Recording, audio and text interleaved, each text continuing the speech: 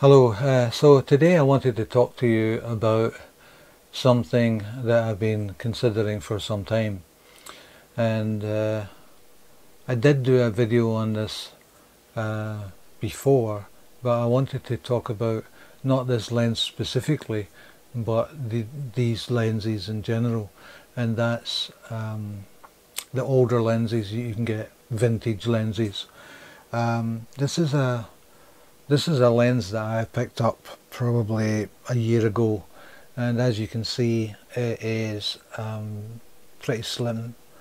It's a 40mm lens.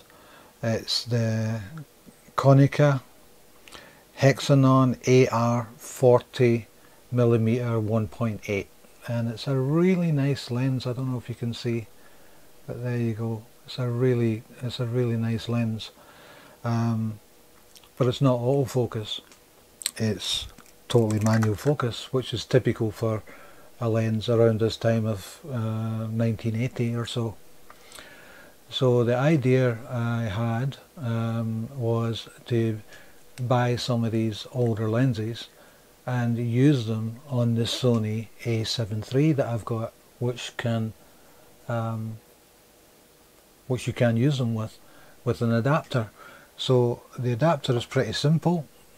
What you do is you go and order online an adapter, something like this, and this is the AR lens to NEX connector. Basically you just use this, you put the lens that you're going to use, you line up the two red marks, and that's it.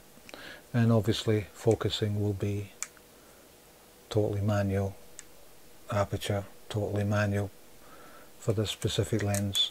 It's got an aperture lock, so you have to press that little button to release that lock and change the aperture. So you would typically get a camera, an A7 III, A7R3, whatever, and typically, as we're kind of used to it now, you'll get a 24-105 or a 24-70 or 28-70 zoom lens, and that will be your walkabout lens. However, this lens costs £1,000. This lens cost me, I think it was €60. Big difference. So the idea is to show you how you can use these lenses on this camera, and it's pretty simple. You just get the adapter, you fit it to the camera, but the one thing that you need to be aware of when you go into the A7 III, you have to go into the menu, and then you have to go to the second tab, and then if you scroll through those, you'll get to step 4 of 9, and if you scroll down you'll see release without lens, and you'll have to enable that.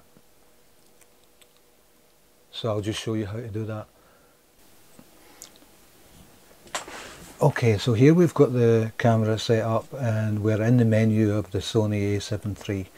So basically what you'll do is you'll scroll over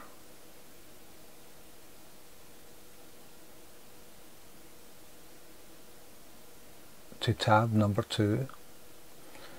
So this is you in tab number 2, and you want to get to screen 4 of 9, and then when you scroll down it will say release without lens. Typically if you'll have that disabled, go into that, enable it, select it, and that's all it is. And then when you go out of the menu and you want to take a shot, it will take the shot no problem. So when you decide to change lenses, just take your lens off as normal, take the manual focus lens, and remembering that there's no internal connections, line up the red point with the white point on the camera, that's it connected. and because there's no internal connections, the camera doesn't know there's a lens attached. That's why you have to allow it to take photographs without lens. That's the setting that's on the second tab, 4 of 9. So and then when you take the shot, it will take the shot. It works perfectly well. So now that you know where to go, what equipment you need as far as connectors, adapters,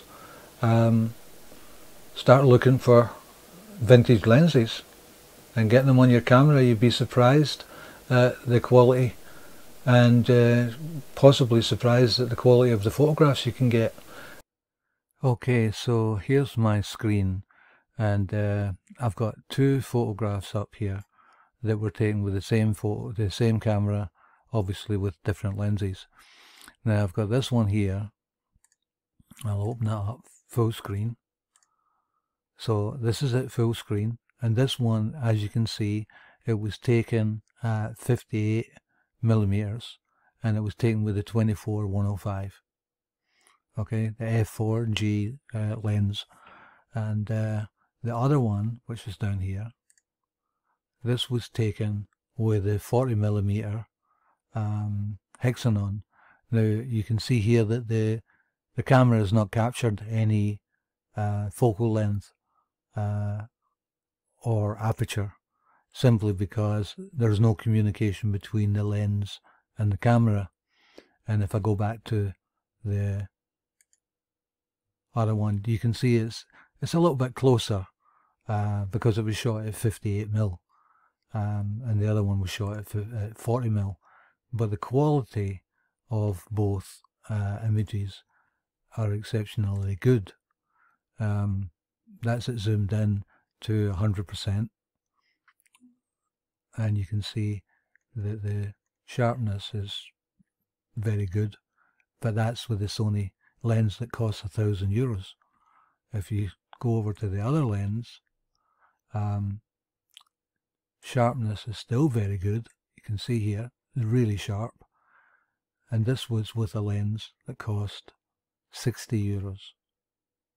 So is it worth looking for these lenses? Absolutely. I'll pop up a couple of photographs that I've taken with this lens, this Konica 40mm 1.8, and I'm very happy with it, and I'm sure you would be also. So start looking for those vintage lenses. Hope this has been helpful. Thanks very much for watching. Please subscribe, it does help the channel, and I'll see you next time. Thank you.